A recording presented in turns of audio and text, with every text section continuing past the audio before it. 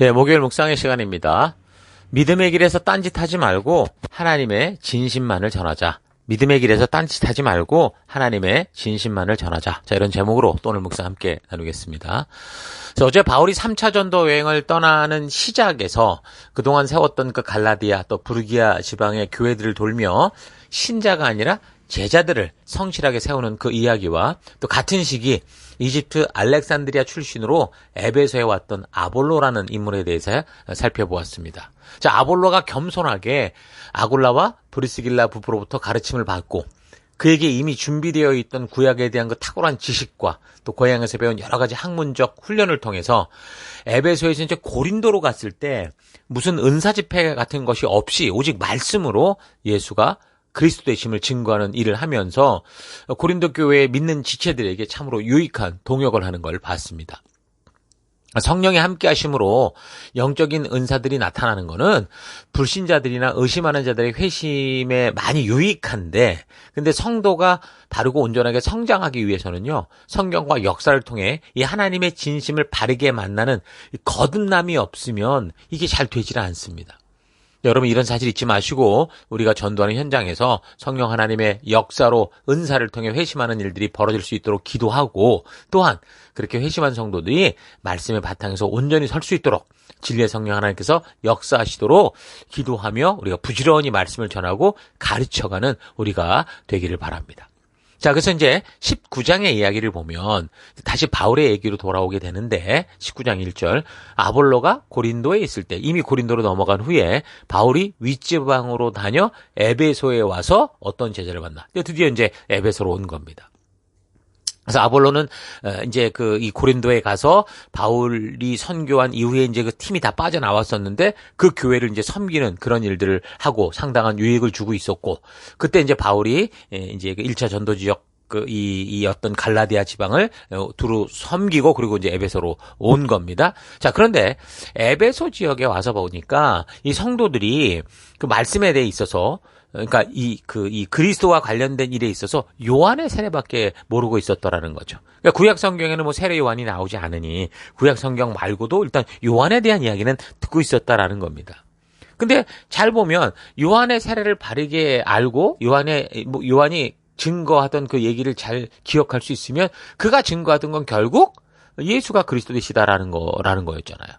그걸 바르게 알아야 되고, 그럼 이제 예수가 그리스도이신다라는 걸 만약에 믿게 된다면 그 예수님께서 약속하셨던 보혜사 성령이 오셨던 이 오순절 사건들도 이제 바르게 알아야 되는데, 지금 에베소 그 지역에 지금 아굴라와 브리스길라가 있었고 또 이제 아볼로도 있었는데, 보편적으로 말씀과 역사가 전해지지 않은 어떤 미개척된 장소라고 할 만큼 에베소는 그런 상황이었던 거죠.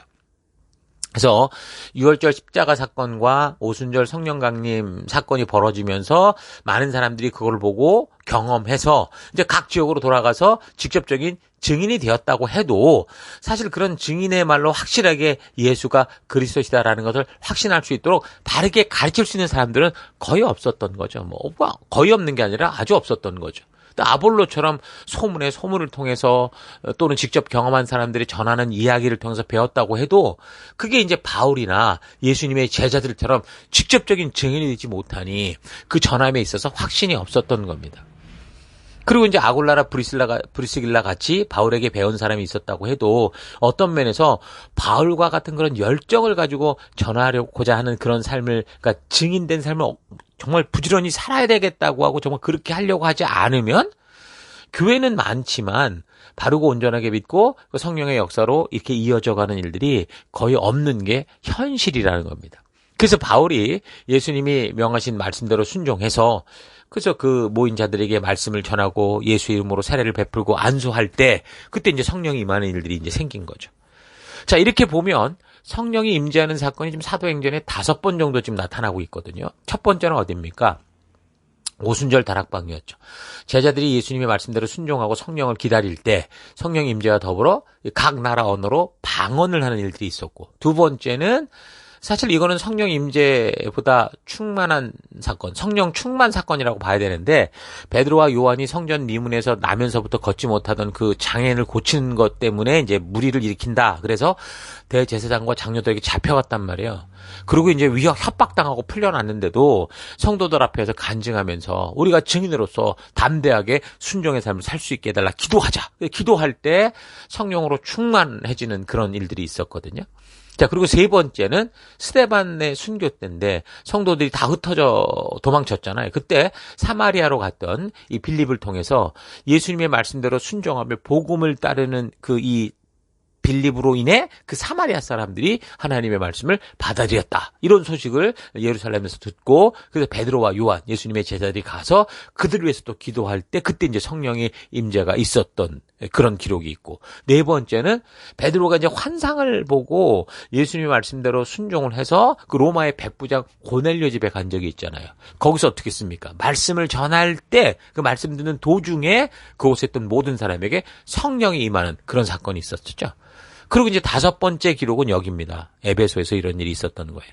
자, 이런 성령 임재 사건은 지금 말씀대로 순종하는 이 증인들을 통해서 전해지고 있는 이 복음이 이들의 이 말이 이 사실이다라는 걸 증거로 보여주시기 위해서 누가 그걸 행할까요? 삼위일체 하나님께서 주도적으로 행하시는 결과가 성령 임재의 사건이라는 겁니다. 자, 그래서 그 첫 번째 오순절 예루살렘으로부터 이제 시작이 돼서 그다음 유대 땅과 또 사마리아 땅 그리고 이제 땅끝이라고 할 수 있는 에베소까지 그러니까 사도들과 성도들에 의해 전해지는 예수가 그리스도시다라는 이 복음의 소식, 새 언약 성취의 소식이 사실이라는 것을 뭘 통해? 성령의 임재를 통해 확증해 주시는 겁니다. 자, 그러니까 우리가 교회를 다니면서 예수님을 믿는 존재가 됐다면 예수님께서 약속하신 성령 하나님께서 함께 해주시는 이 사실을 우리가 말씀으로 확실히 알고 그래서 그 말씀대로 순종해 갈 때 그 성령이 우리를 통해 살아계신 역사들을 일일이 보여주는 그런 일들이 생긴다는 거죠. 그래서 바울이 안수할 때 성령이 임하셨다라고 전하고 있는데 이것은 안수라는 이 방법이 바울이 전하는 예수가 그리스도시요 하나님의 아들이라는 걸 증거한 게 아니고 이 안수 그러니까 어떻게 성령이 오냐 이 방법 때문에 온 게 아니라 바울이 예수가 그리스도시다라고 하는 하나님의 아들이라는 이 복음 선포와 그리고 하나님 나라가 가깝으니 회개하고 돌아오라고 하는 하나님의 명령 그 예수님의 명령을 따라 이것을 전파할 때 외칠 때 성령의 주도적인 역사로 나타난 결과라는 거예요. 그래서 성도들이 순종할 때 그런 믿음 가운데서 역사하시겠다고 하신 하나님이 주도적으로 일하시는 그 약속된 일을 하시는 거예요. 그러니까 우리가 약속을 지킬 때 그 약속을 지킴으로 말미암아 약속하신 그 약속이 이루어지는 거죠. 그러니까 성령을 모셔드리고 동행하는 거는 어떤 행위나 어떤 방법이 아니고요. 하나님의 약속, 예수님의 약속이 무엇인지를 알고 그것을 마음으로 믿음으로 그래서 담대히 순종으로 행해 나갈 때 그런 일이 있다라는 것 잊지 마십시오. 그러므로 여러분들이 지금 분명히 예수를 믿고 살아가고 있는데 그것만으로 밋밋한 삶을 살고 있다면 우리 주 예수님께서 약속하신 그 성령 하나님의 임재를 기억하고 그분께 자신의 마음 중심을 내어드리고 말씀 따라 믿음으로 동행하고자 하는 순종의 삶을 헌신의 삶을 확실하게 하십시오. 기도하며 함께 동행하심에 대한 확신들을 구하십시오. 그래서 많은 사람들이 예수님을 나의 구세주로 믿고 받아들이는 일들을 쉽게 하고 그렇게 이해하는데 주님이 나의 삶의 주인 되셔서 나를 통치하고 다스리는 것. 그래서 내가 그분 나라 백성이 돼서 이제 옛사람의 삶이 아니라 새 언약 백성 된 그 말씀의 가치를 따라 살아가야 되는 거. 여기는 무지한 게 많아요. 그러니까 예수님을 믿는다고 말해놓고도 이해하겠다고 하고 믿겠다고 해놓고 그럼 믿으면 말씀대로 살아야 되는데 거긴 무지한 거야. 그래서 우리는 단지 말과 인식으로만 예수 믿고 교회당만 왔다 갔다 하는 그런 차원을 넘어서 하나님 나라 백성이 됐다는 이 중요한 진리의 의미를 바르게 알고 성경과 역사를 바르게 배워서 그동안 이 세상 속에서 걸어왔던 세속된 세상의 가치와 세상의 철학과 세상의 유행과 세상의 문화를 다 버려야 되는 거죠. 그리고 오직 하나님 나라의 가치, 그 법도와 규례와 명령의 의미를 바르게 알고 그 하나님 나라 백성다운, 그러니까 말씀의 가치대로 순종하는 거룩한 빛된 백성의 가치관을 가지고 살아가야 되는 겁니다. 그런 성령의 임재와 말씀과 함께 동행하는 순종의 삶이 여러분에게 꼭 있기를 바랍니다. 자, 그렇게 바울은 에베소 지역에서 성령의 확증을 가지고 복음을 전하기 시작합니다. 그래서 늘 그랬듯이 가장 먼저 회당에 들어가서 복음을 전해요. 19장 8절. 바울이 회당에 들어가 석 달 동안 담대히 하나님 나라에 관하여 강론하며 권면하되. 자, 데살로니가 지역에서는 3주 전했을 때 그 후에 이제 유대인이 협박을 받고 이제 도망을 쳤는데 살해 위협을 받는 바람에, 그래도 에베소 지역은 지금 석 달 동안 이 회당에서 전했다고 하면 이 데살로니가 지역의 유대인보다 이 에베소 지역의 유대인들은 그래도 좀 많이 인내를 갖고 있거나 아니면 좀 유순했던 것처럼 보여요. 근데도요, 결론은 똑같았습니다. 19장 9절. 어떤 사람들은 마음이 굳어 순종하지 않고 무리 앞에서 이 도를 비방하거늘. 슬슬 이제 드러나기 시작하죠. 그러니까 3개월 동안이면은 안식일이 이제, 그러니까 주일이 12번이었을 거 아닙니까? 그러니까 바울이 성경과 역사를 통해 정확하게 좀 하나님이 어떻게 이루어오셨는지를 성경을 가지고 12번 이상 이제 선포를 했다는 건데. 근데 그런 복음의 소식을 듣고도 변화되지 않는 사람, 반항하는 사람, 공격하는 사람들이 슬슬 생기기 시작했다라는 겁니다. 근데 그걸 뭐라고 그러냐면 9절에 보니까 마음이 굳었기 때문이다. 그렇게 얘기를 하죠.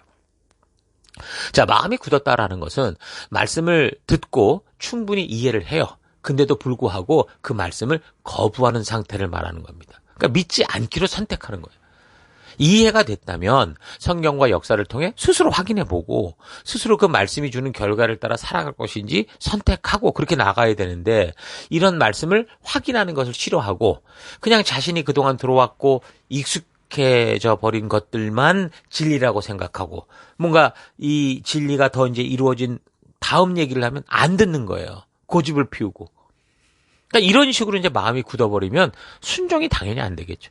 그래서 이런 모습을 보면서 너무도 크고 귀한 은혜도 쉽게 망각해버릴 수밖에 없는 우리 인간들. 우리는 하나님께로부터 받았던 그 첫 은혜, 정말 이게 얼마나 큰 축복인지를 기억하고 더더욱 매일 묵상과 또 성경과 동행하는 이 결단을 가지고 우리 마음 중심으로 이걸 잘 지켜갈 수 있도록, 마음밭이 계속 옥토밭이 될 수 있도록 우리가 깨어 있어야 됩니다.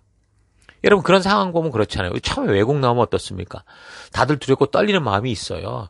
그래서 복음에 대해서도 활짝 마음이 막 열리는 거죠. 외롭고 두렵고 뭐 이런 외국에서 내가 과연 살 수 있을까라는 어떤 그런 조바심 때문에 마음이 여기저기 좀 열려 있는 걸 볼 수 있어요. 그래서 그동안 뭐 교회에서, 그러니까 한국에 있을 때 엉터리를 믿었던 사람들도 교회를 찾게 되고 그 마음이 이제 그 열리는 순간이 와요. 이때 잘해야 되거든요. 그 새로운 교회를 처음 나올 때도 이런 성령 하나님께서 이렇게 이제 열리는 이런 문틈을 통해 굳은 마음들을 부드럽게 하는 그런 일을 하신단 말이에요. 그러니까 기존의 교회에서는 너무 익숙해져 버려서 잘 들리지도 않던 그런 말씀이, 똑같은 말씀이 새롭게 들리고, 그래서 새로운 결단도 하게 되는데, 이게 정말 우리의 굳은 돌짝밭 같은 마음을 새롭게 옥토밭으로 바꾸는 하나님의 어떤 그런 이 땀 흘림의 결과다라는 이걸 우리가 기억해야 되거든요. 그래서 이렇게 마음이 부드러워질 수밖에 없을 그때 하나님 말씀대로 살고자 애쓰고 바른 태도, 부드러워진 믿음의 마음을 잘 유지해야 되고 절대 굳어버리게 해서는 안 된다는 거예요. 그런데 사람들은 어떤 환경이든 간에 금세 적응하는, 인간은 적응의 동물인 거죠.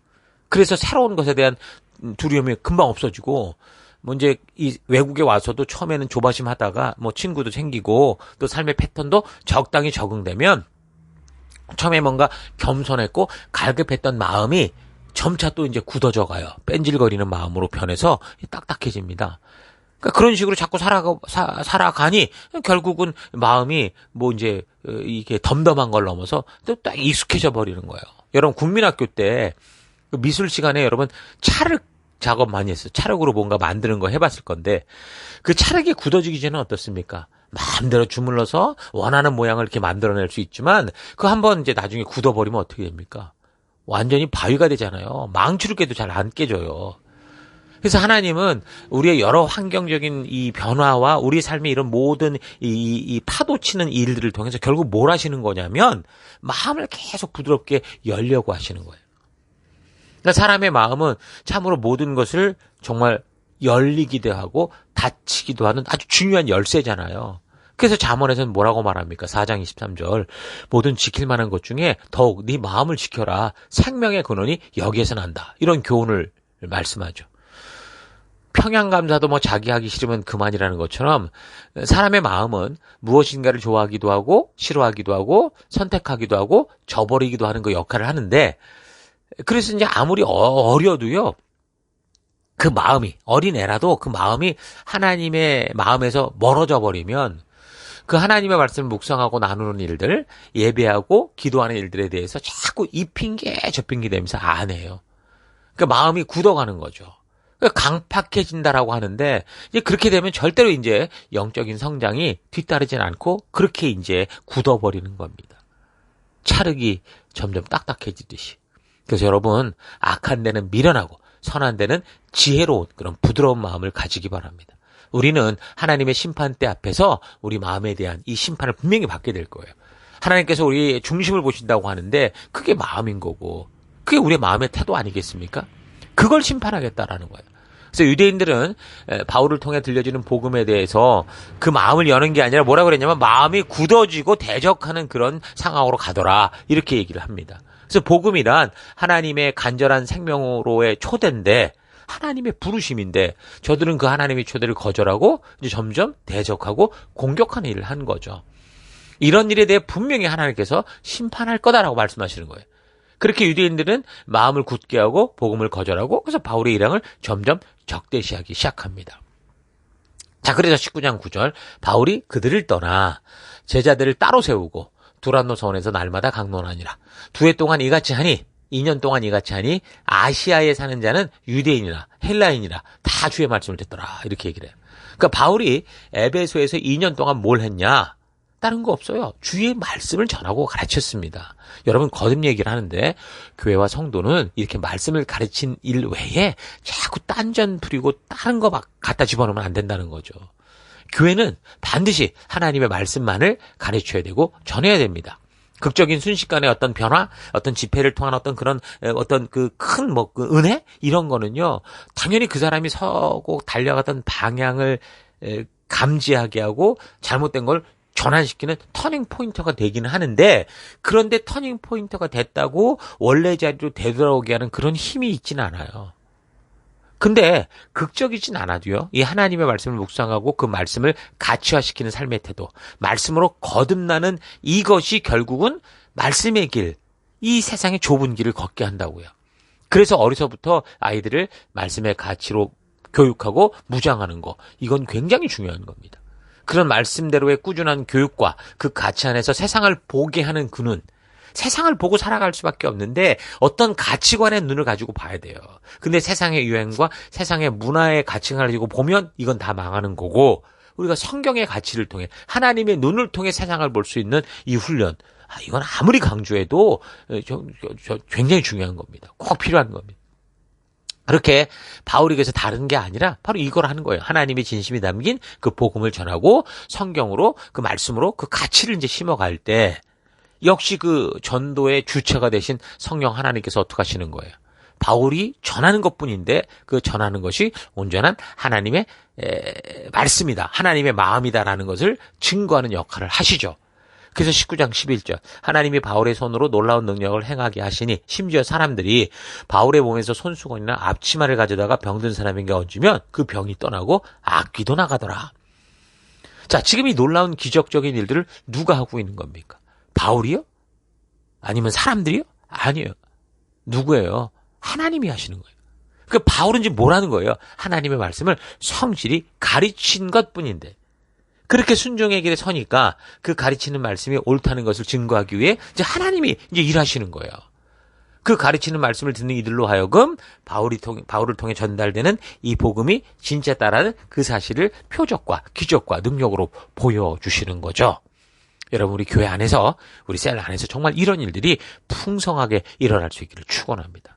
자, 그러니까 우리가 할 일은 자꾸 기적과 표적을 만들겠다고 무슨 집회 만들고 이런 게 아니고, 성실하게 말씀 가르치고 이 성경과 역사를 통해 우리에게 보여주신 이 말씀의 길을 따라 걷는 순종의 삶을 살면 되는 거예요.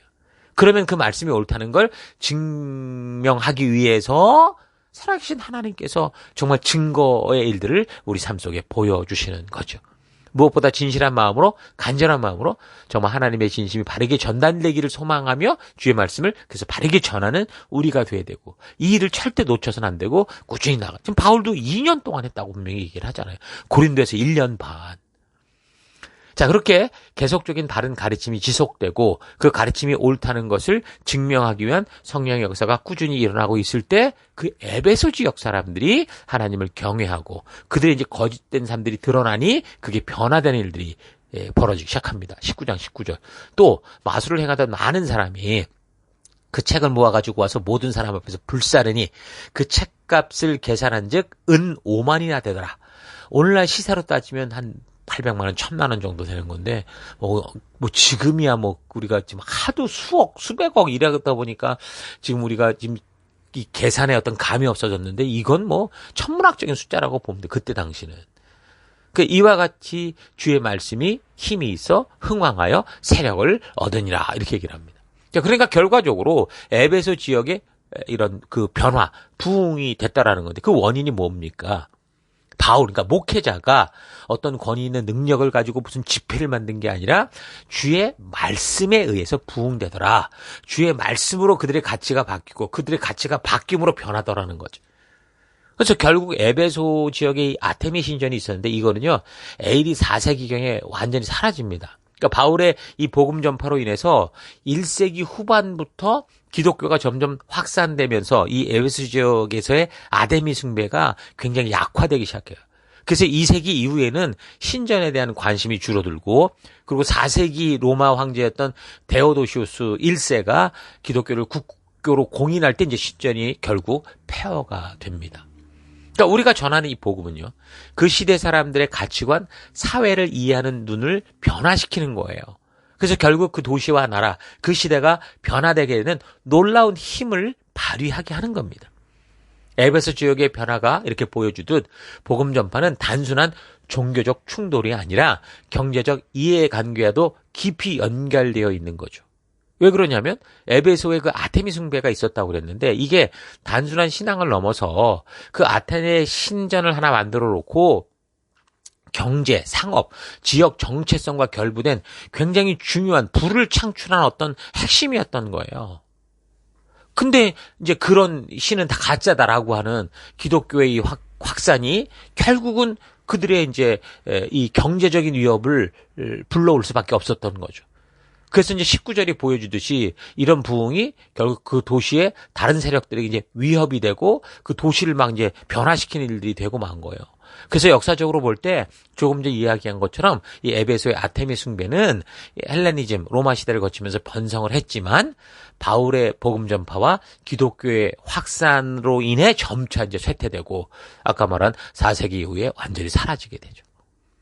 자, 여러분, 우리가 이런 눈을 가져야 되는 거예요. 이런 하나님의 말씀의 힘을 믿어야 되는 거예요. 자꾸 사람들이 반응하지 않거나 또 이제 관심을 가지 않는 것 같다, 교회 오지 않는 것 같다, 지루해 한다 이래서 그런 사람들의 주의를 끌고 재미를 주려고 또 그런 사람 예배당에 꾸준히 있게 하고 데려오려고 자꾸 그 사람들의 비위를 맞추는 그런 일을 하는 게 아니고요. 항상 변함없는 하나님의 그 마음, 그 진리, 비록 사람들이 욕을 하고 조롱해도 그 하나님의 심장, 그 말씀 그대로 전하는 게 우리의 역할이다라는 걸 잊지 마십시오. 우리가 가진 창의성과 우리가 가진 이 모든 것으로 이 하나님의 말씀이 정말 꿀처럼 단 그런 말씀이 될 수 있도록 잘 전하는 방법을 교회에서 개발을 해야 된다라는 거죠. 그래서 바울이 끊임없이 한 것은 어떤 그 성령 은사 집회, 무슨 기도 모임 이런 게 아니라 하나님의 심장이 담긴 말씀을 가르치는 거였습니다. 그렇게 바르게 처음부터 끝까지 가르치니까 두려워하지 않고 진실된 복음을 이렇게 외치니까 그 말씀이 옳다. 이걸 보증하기 위해서 하나님께서 직접 움직이시는 역사로 말미암아 결국 그 도시는 변화되더라는 거죠. 여러분 2025년 지금 우리의 셀 사역에서도 이런 바울을 통한 전도의 역사와 이 마음을 잊지 마시고 성경과 역사를 통해 하나님의 진심을 그 애타는 마음을 우리가 바르고 온전하게 먼저 알아가고 그리고 우리가 알게 된 이것을 전하는 증인된 삶을 살아가십니다. 단지 뭐 성경에 대한 어떤 정보를 주자는 게 아니고 그 한 영혼을 사랑하시는 하나님의 마음으로 그 영혼이 온전하게 자라고 성장할 수 있는 하나님의 이 말씀, 이 꼴을 먹이는 일에 힘쓰는 여러분과 제가 되기를 바라요. 그러기 위해서 우리는 믿으라고 말하기 전에 우리가 먼저 믿는 바 하나님의 말씀을 바르게 배우고 또 바르게 말씀의 가치를 따라 살아감으로 그럼 성령께서 우리를 통해 역사하시는 그 역사, 그 놀라운 것들을 우리가 직접 또 경험하고 그리고 더 담대히 그 말씀을 가감없이 외치고 전하는 그런 삶을 살아가야 되는 거예요.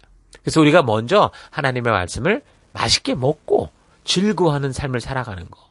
그게 바로 강력한 전도의 힘이다라는 거 잊지 마시고 오늘도 그런 믿음의 길을 걷는 우리가 되기를 바랍니다. 자, 오늘 하루 나는 진정한 복음을 전하기 위해서 어떤 걸 기대하고 어떻게 전하고 어떻게 살아가고 있었는지 좀 차분히 우리 일상의 삶을 되돌아보십시다. 우리가 뭔가를 전하고 외칠 때 당연히 듣는 이들이 오순절 베드로 설교 때처럼 회개하고 돌아오는 그런 큰 역사가 이루어지면 좋겠지만 그런 일은 당연히 벌어지는 게 아니에요. 오순절 변화 사건은요, 베드로 한 사람의 말의 능력, 설득의 능력이 아니었고 계속해서 불순종하는 이스라엘의 역사 속에서 그 불순종하며 실패한 사람들까지 우리 하나님의 도우심을 구할 수밖에 없는 것으로 하나님께서 역사적으로 계속 준비하시고 그들이 망가뜨린 역사 속에서 이런 일을 이끌어 오셨기 때문인 거예요. 그래서 우리가 전하고자 하는 이 생명의 복음이 정말 모든 이들에게 꿀송이처럼 달게 느껴지고 받아들여지기를 원하지만 이 세상의 현실, 이 세상의 역사를 보십시오. 절대로 복음은 모두에게 환영받지 못하고 오히려 공격받는 일들이 더 많습니다. 그러나 그런 중에도 변화되는 사람들이 있다라는 거죠. 그걸 볼 때 이것은 정말 우리 주님의 은혜고 무조건적인 사랑인 것을 고백할 수밖에 없는 거예요. 그래서 사도 바울이 고린도에서 1년 반, 에베소에서는 2년 동안 계속해서 이런저런 사람 모으려고 그렇게 한 게 아니라 오직 성경과 역사를 통해 주의 말씀을 바르게 가르치고 이 전했던 이걸 본받아서 우리도 꾸준히 교회에서 또 셀에서 우리 삶에서 하나님의 말씀을 바르게 배우고 또한 가르치는 삶을 살아가십시다. 떨어지는 그 낙숫물이 결국 바위를 쪼개내듯이 우리는 끊임없이 하나님의 진심을 전하는 증인, 전도인의 삶을 살아가야 됩니다. 믿음의 길에서 그래서 딴짓하지 말고 부름받은 사명대로 살아가는 우리가 되십시다. 에베소 지역사회를 변화시킨 사도 바울의 순종의 삶을 기억하면서 우리도 꾸준히 하나님 말씀의 가치로 무장된 우리 자녀들을 세워가고 우리 청년들을 세워가십시다.